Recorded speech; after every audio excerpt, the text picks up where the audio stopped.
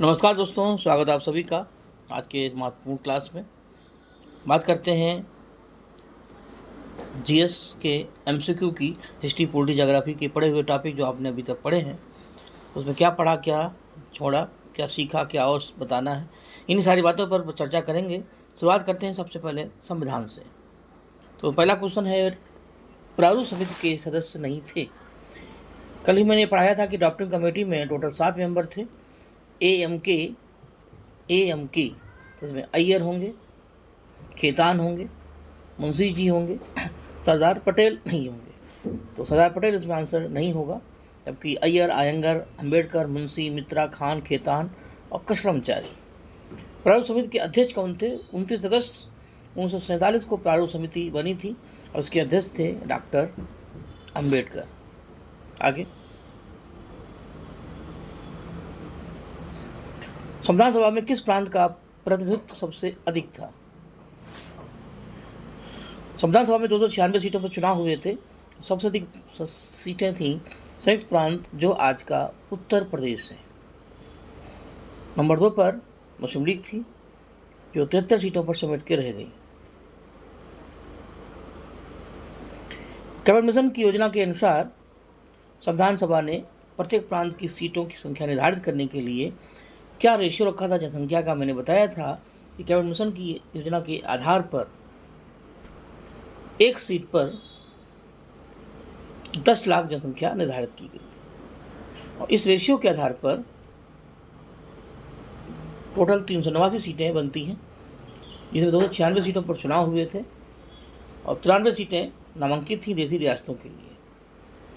संविधान सभा का पुनर्गठन हुआ था जब भारत पाक का विभाजन हुआ, तो टोटल भारत में 299 सीटें बचती हैं, जिसमें से देशी रियासतों के लिए जो सीटें थीं, पहले जहाँ 93 थीं, अब वो घटकर 70 हो गई थी।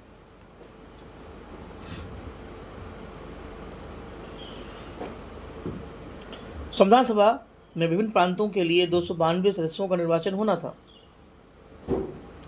292 सदस्यों का निर्वाचन होना था 11 प्रांतों से, 4 कमिश्नरी प्रांत थे। तो पूछा यह जा रहा है कि इसमें कांग्रेस के कितने प्रतिनिधि चुन के आए थे? 208। मैंने बताया था 208 कांग्रेस के थे। कांग्रेस सबसे बड़ी पार्टी के रूप में उभरी थी। संविधान सभा का पहला अधिवेशन कहाँ हुआ था? जाहिर बात है, संविधान सभा का पहला अधिवेशन वहाँ होगा जहाँ संविधान सभा होगी, तो आज की जो हमारी संसद है वहीं पर पहले संविधान सभा की बैठक हुई। उसका पहला अधिवेशन दिल्ली में हुआ और 9 दिसंबर 1946 को पहला सेशन हुआ। 9 दिसंबर 1946 सदानंद सिन्हा, जो सबसे वरिष्ठ नागरिक थे, वो उसके पहले अध्यक्ष चुने गए। अस्थायी चुनाव संपन्न हुआ था जुलाई 1946 में। पुनर्गठित संविधान सभा में विभिन्न प्रांतों के कितने मेंबर थे? तो जहां टोटल 299 सीटें थीं पुनर्गठित, 70 सीटें हो गई थीं देशी रियासतों के लिए और 229 सीटें हो गई थीं इनके लिए। तो 229 प्लस 70 बराबर 299, ये आंकड़ा बनता है।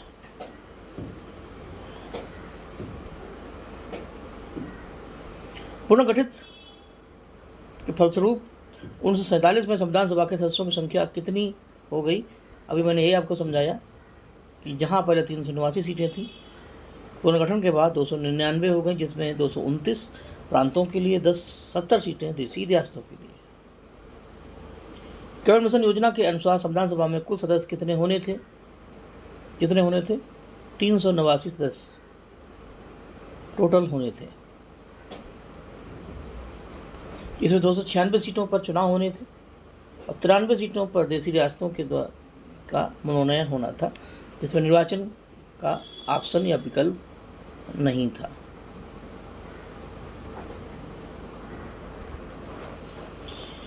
अब आते हैं संविधान के स्रोत पे कुछ बात कर ली जाए।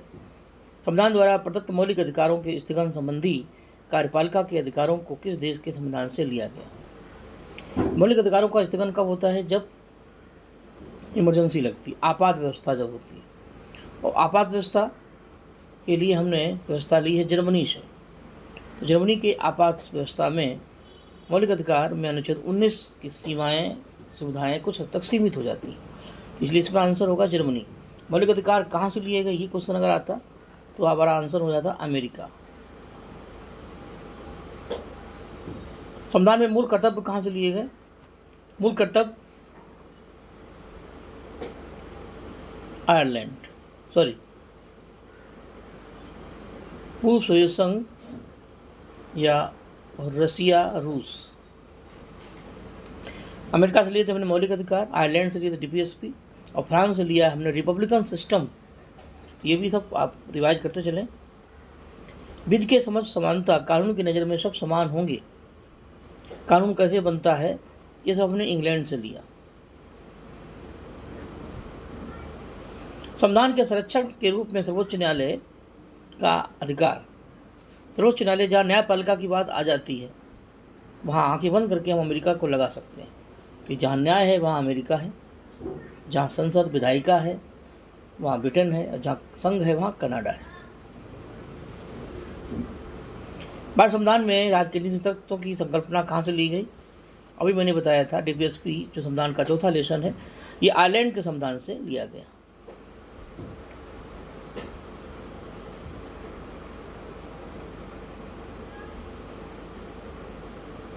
आगे, भारत की संघीय व्यवस्था, संघ की बात जहां करते हैं वहां कनाडा आ जाता है। भारत संविधान का कौन सा तत्व आयरिश संविधान से अनुप्रेरित है, तो आयरिश संविधान में यानी आयरलैंड के संविधान में राज्यसभा के मनोनीत सदस्य भी आते हैं, राष्ट्रपति का निर्वाचन प्रक्रिया भी आती है, निषेध तत्व भी आते हैं, लेकिन मौलिक कर्तव्य नहीं आते। यहाँ पर क्वेश्चन थोड़ा चेंज करना पड़ेगा। संविधान में कौन सा तत्व आयरिश संविधान से अनुप्रेरित नहीं है, यहाँ हो सकता टाइपिंग मिस्टेक हो, तो डी नहीं है, बाकी तीनों सही है। तो इसमें एक क्वेश्चन ऐसे ही बन सकता है कि निम्नलिखित में से कौन तत्व आयरलैंड के संविधान से लिए गए, तो ऊपर के तीनों लिए गए। हमारे संविधान में मूल अधिकार की बात करें तो संयुक्त राष्ट्र अमेरिका, न्यायिक व्यवस्था भी हमने अमेरिका से ली, मूल कर्तव्य रशिया से लिए, और डीपीएसपी संयुक्त राष्ट्र अमेरिका से, न्यायिक व्यवस्था, मौलिक अधिकार अमेरिका से क्या लिया, न्याय, सर्वोच्च न्यायालय में न्यायाधीश को हटाना, मौलिक अधिकार, उपरोक्त सभी आंसर होगा।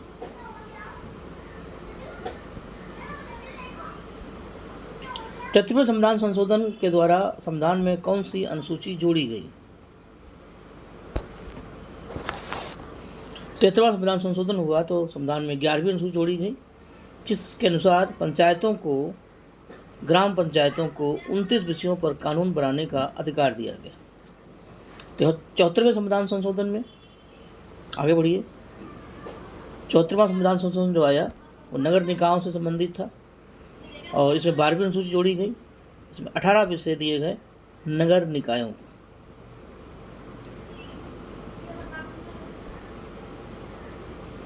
बावनवां संविधान संशोधन जो हुआ इसमें भारत में 10वीं अनुसूची जोड़ी गई जो दल बदल से संबंधित है 1985 में। अब आते हैं थोड़ा सा इतिहास की बात कर लेते हैं। इतिहास में अभी कुछ चीज़ें हमने अभी दो दिनों में आपको पढ़ाई थी।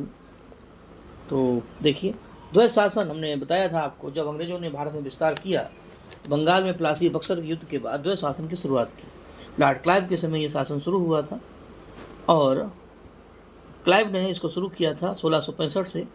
1772 में ये व्यवस्था का अंत किया था वारेन हेस्टिंग्स ने, और लियो कॉर्टेस ने इसकी शुरुआत की थी, जिसमें उत्तरदायित्व रहित अधिकार रहित उत्तरदायित्व, राजस्व वसूलने का अधिकार अंग्रेज रखेंगे, उनको प्रशासन से कोई मतलब नहीं, और प्रशासन का दायित्व नवाब का होगा, उनको राजस्व कलेक्शन से कोई मतलब नहीं। इस तरीके से एक बस में 2 ड्राइवर होंगे, इसी बोलते हैं द्वैत शासन प्रणाली। किस आधार पर डलहौजी ने कुशासन के आधार पर विलय किया, तो कुशासन के आधार पर विलय करने का जो आधार था वो अवध के लिए रखा गया था। डलहौजी के समय कुशासन के आधार पर विलय किया गया। अवध के अंतिम नवाब बाजिद अली शाह को इसी आधार पर अवध से हटा करके पेंशन देकर के कलकत्ता रवाना कर दिया गया। बाद में बेगम हजरत महल जो उनकी बेगम थी, उन्होंने 1857 के विद्रोह में सैनिकों के साथ अवध को मुक्त कराने की कोशिश की। बाद में वो नेपाल की ओर शिफ्ट हो गई। आज भी शिक्षा प्रणाली वुडके डिस्पैच को शिक्षा का मैग्ना कार्टा कहते हैं। तो इसमें शिक्षा के संबंध में कई आधुनिक विचारधाराएं आई, चाहे शिक्षा के लिए अनुदान हो, महिला शिक्षा की बात हो, प्राथमिक शिक्षा की बात हो। इसलिए वुडके डिस्पैच को शिक्षा का मैग्ना कार्टा कहा जाता है।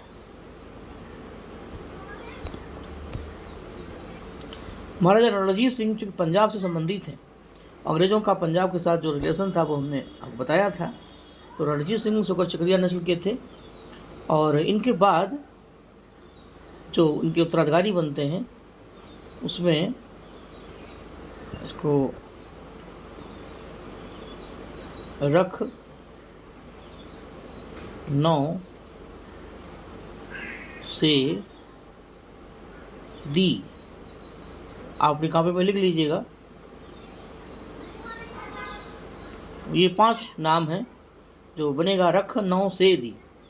तो रा से रणजीत सिंह, खा से खड़क सिंह, आंसर हो जाएगा खड़क सिंह। फिर तीसरे में आएंगे नौनिहाल सिंह, फिर आएंगे शेर सिंह और लास्ट में है दिलीप सिंह। दिलीप सिंह के समय ही पंजाब में युद्ध हुए और पंजाब का विलय किया गया। पंजाब के अंतिम शासक थे दिलीप सिंह। तो रणजीत सिंह से दिलीप सिंह के बीच टोटल 5 लोग बैठते हैं। तो आंसर होगा खड़क सिंह। ठीक, 9 से नौनिहाल सिंह, शेर सिंह, दिलीप सिंह। सबसे अधिक निर्णायक युद्ध जिसमें अंग्रेजों ने भारत में प्रभुत्व को स्थापित किया, मैंने पहले बताया था कि प्लासी के युद्ध में ये तय हो गया था कि अंग्रेजों का भारत में विजय अभियान प्रारंभ हो गया। भारत की कमजोरी उजागर हो गई थी, लेकिन बक्सर के युद्ध में ये कन्फर्म हो गया था कि अब दूर दूर तक कोई टक्कर में नहीं है, क्योंकि मुगल बादशाह, बंगाल, अवध तीनों की सेना मिलकर बुरी तरीके से हारी थी मुनरो और क्लाइव से। इसलिए ये पूर्णतः सैनिक विजय मानी जाती है, अनुशासित विजय मानी जाती है और भारत के साम्राज्य की अंतिम कील है। इसके बाद फिर अंग्रेजों ने मनमानी करना शुरू किया। वो जान गए थे कि भारत में अब रहना कठिन नहीं है, कमजोरियाँ हमारी पता चल गई थी। तो जब बक्सर का युद्ध हुआ था, 2 संधियाँ हुई थी, इलाहाबाद की पहली संधि और इलाहाबाद की दूसरी संधि। ये कुछ हमने इसलिए जानबूझ कर डाला जिससे आपकी प्रैक्टिस हो जाए। जो लोग क्लास में थे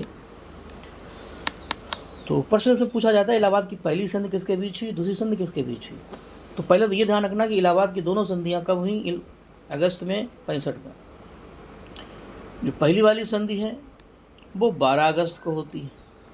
और पहली वाली संधि किसके बीच होती है, क्लाइव के बीच और मुगल बादशाह शाह आलम के बीच, क्योंकि पहले 2 बड़े बात करते हैं, तो वहाँ ये नहीं है। तो पहली संधि मुगल बादशाह क्लाइव के बीच थी, दूसरी संधि अवध के नवाब शुजाउद्दौला और क्लाइव के बीच थी। और रही बात बंगाल के नवाब की, वो भाग गए थे, बचते थे केवल 2, मुगल और उनका प्रांत अवध। तो पहले राजा बात करेगा, फिर उनका वजीर बात करेगा। तो इस तरीके से आप इसको आसानी से निकाल सकते हैं। प्रश्न अच्छा आप समझ के पढ़ेंगे तो आसान रहेगा। अवध जो मुगल प्रांत था, अवध के जो नवाब थे मुगलों के वजीर कहलाते थे। तो बाद में अवध अलग हो गया और शुजाउद्दौला, सादात खां बुरहानुल मुल्क सफदरजंग शुजाउद्दौला ने अवध की स्थापना की। सादात खां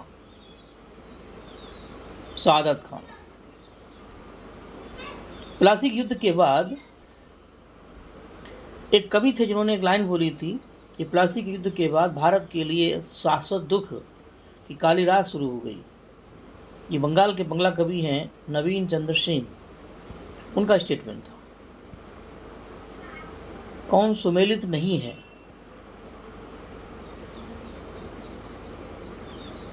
सुमेलित नहीं है, देखिए जरा। कॉर्नवालिस ने स्थायी बंदोबस्त की शुरुआत की 1793 में, मैंने आपको कल ही पढ़ाया था, ये सही है। बेलजली की सहायक संधि हुई थी, जिसके आधार पर बसीन की संधि और बाकी संधियाँ हुई। हेस्टिंग्स के समय दूसरा आंग्ल मराठा युद्ध हुआ था और बेंटिंग के समय 1857 का रेवोल्यूशन। तो दूसरा आंग्ल मराठा युद्ध जो हुआ था वो हेस्टिंग के समय नहीं हुआ था। कि दूसरा आंग्ल मराठा 1803 से 1806 के बीच हुआ था।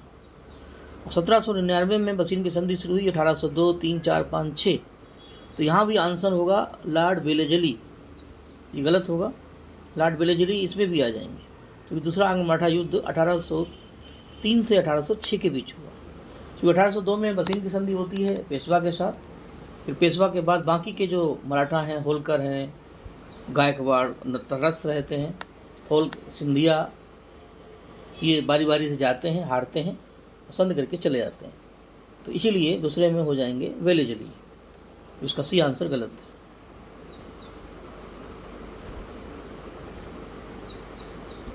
रणजीत सिंह और अंग्रेजों के बीच एक संधि हुई थी जिसका नाम है अमृतसर की संधि। सतलज नदी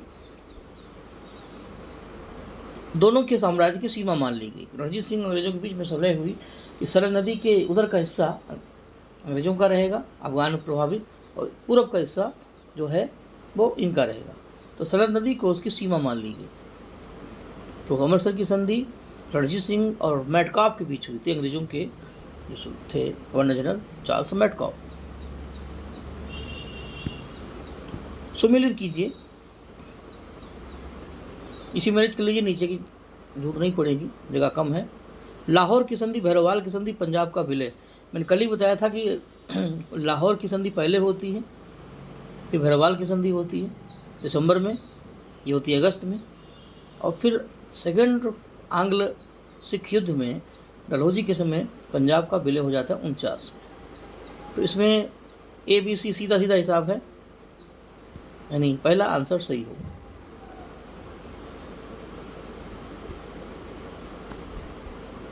डी आंसर सही होगा, लगा है इसमें। समाचार पत्र, पत्रिकाएं, धार्मिक सामाजिक आंदोलन, ये सब आपको मैंने पढ़ाया था, तो कुछ क्वेश्चन उससे हैं। भारतीय प्रेस के मुक्तिदाता कौन है? प्रेस को सबसे पहले प्रतिबंधों से मुक्त किया था मेटकाफ ने, चार्ल्स मेटकाफ। अंग्रेजों का आर्थिक प्रभाव मैंने कल ही पढ़ाया था, कुछ बुक्स बताई थी। The economical history of India, ये भारत में अर्थव्यवस्था की पहली पुस्तक है, लिखी थी रमेश चंद्र दत्ता ने, RC दत्ता ने। एक बुक मैंने पढ़ाई थी रजनी पाम दत्त की, उस बुक का नाम था India today. India today, Rajani Palme Dutt. Poverty and unbritish rule पुस्तक किसकी है? ये भी मैंने बताया था, दादा भाई नौरोजी की। इसी बुक्स में उन्होंने राष्ट्रीय आय के आंकड़े पब्लिश किए, राष्ट्रीय आय के जनक बनते हैं। और धन निकासी का सिद्धांत उन्होंने अपने लेख इंग्लैंड डेब्ट टू इंडिया में प्रस्तुत किया था। अब आते हैं आर्थिक व्यवस्था। ब्रिटिश सरकार ने स्थायी बंदोबस्त कब लागू किया? स्थायी बंदोबस्त कहाँ लागू हुआ था? बंगाल, बिहार, उड़ीसा जैसे जोन में 1793 में लॉर्ड कॉर्नवालिस के द्वारा। जॉन शोर ने इसका सपोर्ट किया था, जेम्स गार्ड ने इसका विरोध किया था। इसको देसाला पद्धति, 10 वर्षीय व्यवस्था कहते हैं। जमींदारों का हिस्सा 1/10 या 1/11 था। महलवाड़ी व्यवस्था उत्तर भारत में थी, और जहाँ गांव के गांव एक साथ समूह में लगान देते थे। 1822 में मार्टिन बर्ड और मैकेंजी ने इसकी शुरुआत की। किसानों की दशा को देखकर एक पुस्तक लिखी गई, नील दर्पण, दीनबंधु मित्र की नील आंदोलन। अंग्रेजों के समय पहली जनगणना किसके समय हुई? लॉर्ड मेयो के समय। लेकिन 10 वर्षीय जनगणना हुई थी लॉर्ड रिपन के समय। स्थायी बंदोबस्त में जमींदारों को पूरा लगान का कितना प्रतिशत राज्य को देना होता था? तो जमींदार 1/10 या 1/11 अपना निकाल लेंगे। अब 11 निकाल लेंगे, बचेगा कितना? 89। ये अंग्रेजों का है, ये जमींदारों का है।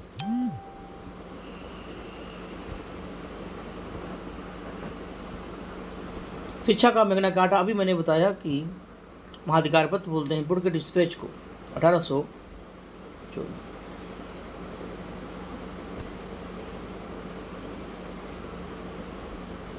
हिंदू कॉलेज, भारत में जब शिक्षा का विकास पढ़ाया था तो मैंने बताया था, हिंदू कॉलेज हेयर ने और राजा राम मोहन राय ने मिलकर के खोला था कलकत्ता में 1817 में।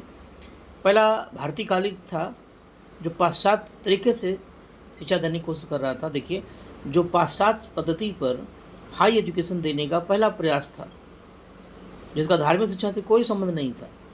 ये हेयर और राजा राम मोहन राय से शुरू हुआ। इसमें ऑप्शन हेयर देखिए यहाँ छुपा हुआ है, अब दिखेगा आपको डी, मिस्टर हेयर। हेयर और राय, राजा राम मोहन राय।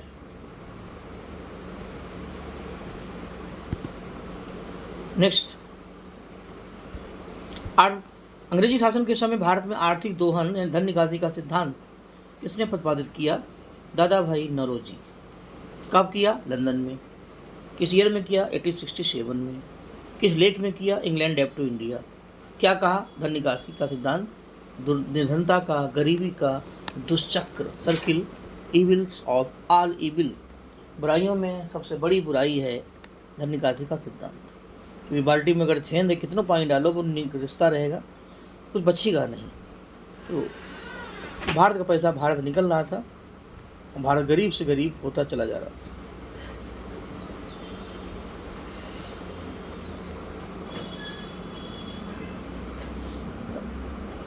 बुराई व्यवस्था जो आपको मैंने कल पढ़ाई थी, उसी से संबंधित क्वेश्चन है।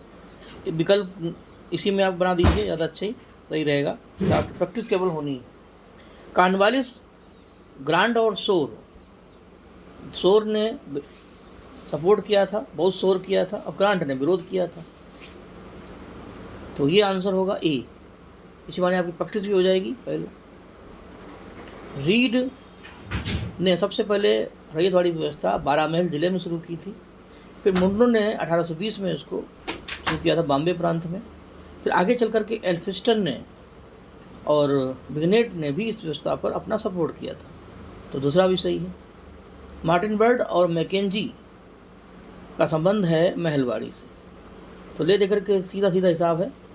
ये क्वेश्चन कम है, नोट्स ज़्यादा है, उसको देख लीजिएगा। मार्टिन बर्ड नीचे दिए हुए हैं इस तरीके से। ये एक बढ़िया सा क्वेश्चन है। तो इस तरीके से रखा जैसे आपकी प्रैक्टिस भी हो जाए और सीखने को भी मिल जाए। तो ये ऐसे रहेगा।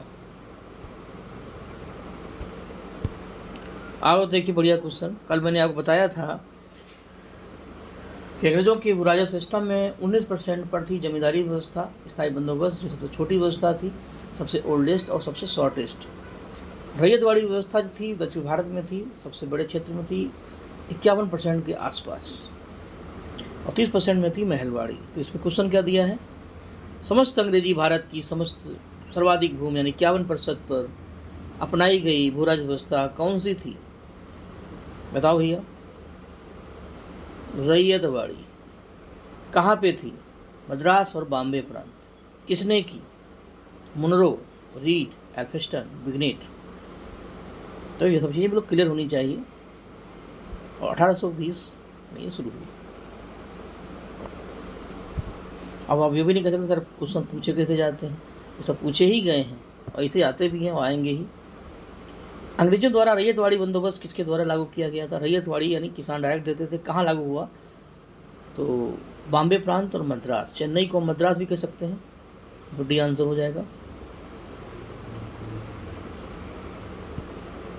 अब थोड़ा सा ज्योग्राफी को भी देख लेते हैं। ज्योग्राफी में आपने अभी जो पढ़ा है, भारत में उत्तर भारत का हिमालय, फिर मैदान और उससे संबंधित कुछ प्रश्न। दक्षिण भारत में अभी पहुँचे ही नहीं हैं, तो उसी संबंधित कुछ प्रश्न रखे हैं। कौन सी पर्वत चोटी संसार की दूसरी सबसे छोटी? तो हमने बताया था, इसको याद रखने के लिए एक MD नॉन, शुरुआत की जो 3 है वो उनको बोलेंगे एक। तो K2 एक, ए से एवरेस्ट, के से K2, के से कंचनजंगा। तो पूछिए सेकेंड हो जाएगी K2, उसको बोलते हैं गॉडविन ऑस्टिन। ए आंसर, इसी का नाम है K2 या गॉडविन ऑस्टिन। सतलज और काली नदी के बीच हिमालय का कौन सा भाग है? मैंने बहुत बार आपको बताया कि ये अगर हमारा हिमालय है ऐसे, हिमालय है, तो जो नदियाँ निकलती हैं सिंधु, सतलज, काली, तीस्ता, ब्रह्मपुत्र, तो उसमें पंजाब का हिमालय, कुमायूं का हिमालय, नेपाल का हिमालय, असम का हिमालय। क्वेश्चन क्या पूछा गया? सतलज और काली। तो सिंधु, सतलज, काली, तीस्ता। तो ये सतलज है, ये काली है, इनके बीच का जो हिमालय है कुमायूं का हिमालय होगा, उत्तराखंड का हिमालय। काली और तिस्ता के बीच का जो हिमालय होगा वो नेपाल का होगा। तो कोई कन्फ्यूजन है तो आप नोट्स में चेक कर लीजिए, सब हमने पढ़ाया है, तो आना चाहिए। आपको नहीं कर पा रहे तो इसका मतलब या तो हम पढ़ा नहीं पा रहे या आप समझ नहीं पाए, तो अपनी कमियों को छुपाया नहीं। एडमंड हिलेरी और तेनजिंग नोर्गे ने विश्व की सबसे ऊंची चोटी माउंट एवरेस्ट पर सबसे पहले किस वर्ष विजय प्राप्त की थी? 1953 में।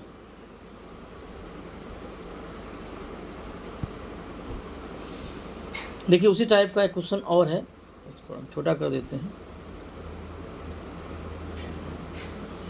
अब देखिए, कश्मीर का हिमालय या पंजाब का हिमालय सबसे पहले आता है? पी के ना, मैंने बताया था, पी के ना, पखना, ये क्रम होगा।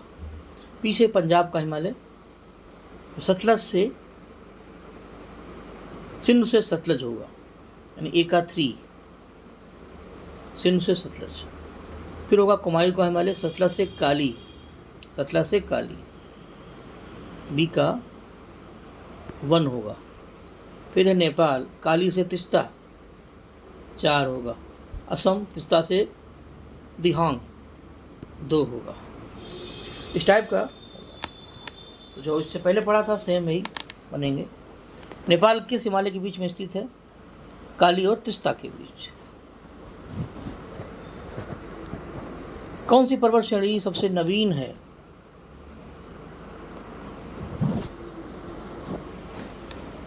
सबसे नवीन है इसमें हिमालय। बाकी सतपुड़ा, अरावली, सह्याद्री काफ़ी पुरानी पर्वत श्रेणियाँ हैं, क्योंकि हिमालय का जन्म सबसे बाद में होता है इन सब के। हिमालय की उत्पत्ति किस भूसन्नति से हुई? तो मैंने बताया था, हिमालय आज जहाँ है पहले हिंद पहले टेथिस सागर था। सागर के अवशेषों से हिमालय और एशिया की प्लेटों के मिलने से, टकराने से हिमालय उठा, तो टेथिस सागर से। उत्तराखंड की सबसे ऊंची चोटी है नंदा देवी, कुमायूं हिमालय की या उत्तराखंड की? कौन सा भारत का सर्वोच्च पर्वत शिखर है? भारत की बात करें तो भारत में एवरेस्ट, नंगा, नंदा, कंचनजंगा। ऑप्शन में K2 नहीं दिया है। कंचनजंगा हिमालय की तीसरी सबसे ऊंची चोटी है, भारत की दूसरी सबसे ऊंची चोटी है, और बिना किसी विवाद के पहली सबसे ऊंची चोटी है।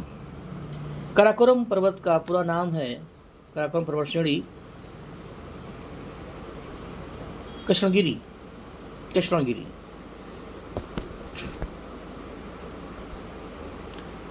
लघु हिमालय मैंने आपको पढ़ाया था, बताया था कि ढाल पर जम्मू कश्मीर में, उत्तराखंड में घास के मैदान मिलते हैं। तो घास के छोटे छोटे मैदानों को जम्मू कश्मीर में बोलते थे मर्ग। इसी मर्ग में सोनमर्ग, गुलमर्ग और टलमर्ग, आप कभी जाएंगे कश्मीर तो आपको ये सुनाई पड़ते हैं। तो मर्ग घास के मैदान होते हैं। काली और तिस्ता के बीच हिमालय कौन सा है? काली और तिस्ता, सिंधु सतलज, काली तिस्ता, यानी नेपाल का हिमालय। जो सबसे बड़ा हिमालय है असम का हिमालय, कुमायूं का हिमालय सबसे छोटा हिमालय है। दर्रे आपको कुछ बताए थे, आइए उनको भी थोड़ा देख लेते हैं। 2006 में हिमालय दर्रों में से कौन सा एक भारत और चीन के बीच व्यापार को बढ़ाने के लिए खोला गया? देखिए, भारत और चीन के बीच में उत्तराखंड में भी कुछ दर्रे हैं और सिक्किम में भी है, नाथुला और जेलेपला। तो जो उत्तराखंड के दर्रे हैं, यात्रा, माना, नीत, धर्मा, ये पुराने दर्रे हैं और काफ़ी ज़्यादा रिस्की हैं क्योंकि पुराने रूट हैं।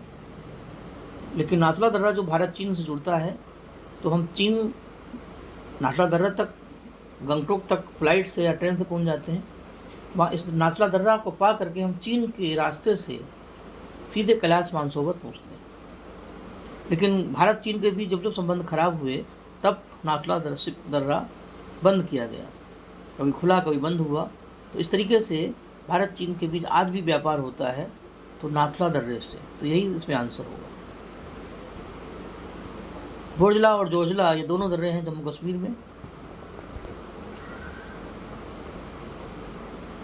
खैबर दर्रा पहले भारत में था, लेकिन पाकिस्तान के बनने के बाद ये आज पाकिस्तान के क्षेत्र में पड़ता है।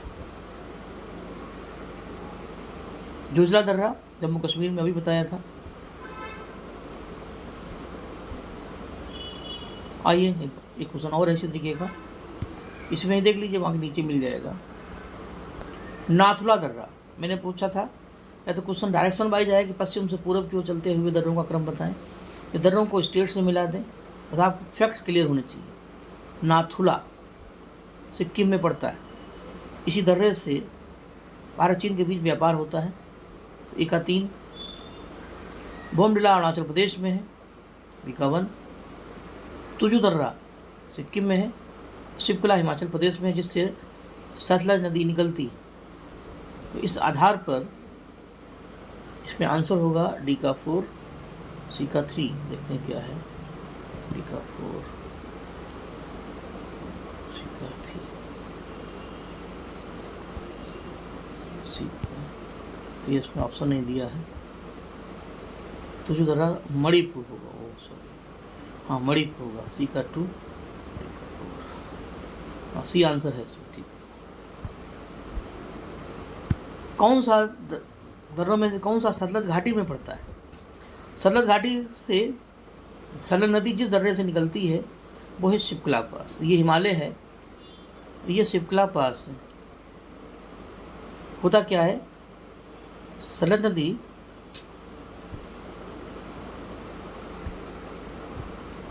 हिमालय से कैलाश मानसरोवर से निकल के आती भारत में, तो इसी रास्ते से आती है। और ये रास्ता नदी ने आते आते इतना चौड़ा कर दिया, ये घाटी बन गया। फिर यही नदी आगे बढ़ के पाकिस्तान चली जाती है चिनाब नदी में। तो इसी को बोलते हैं शिवकला पास, जो सतलज नदी घाटी के नाम से। तो ये नदी बन जाएगी सतलज।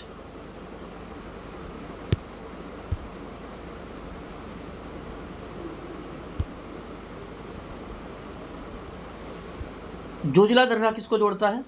जोजिला दर्रा जम्मू कश्मीर में है, श्रीनगर और लेह को जोड़ता है। तो ये थे आज के कुछ प्रश्न। उम्मीद करते हैं जितना आपने पढ़ा था अपन वीक में वो सब मैंने रिवाइज करने की कोशिश की। फिर भी कोई कसर रह जाती है, फिर आगे देखते हैं। तब तक के लिए धन्यवाद। जय हिंद, जय भारत।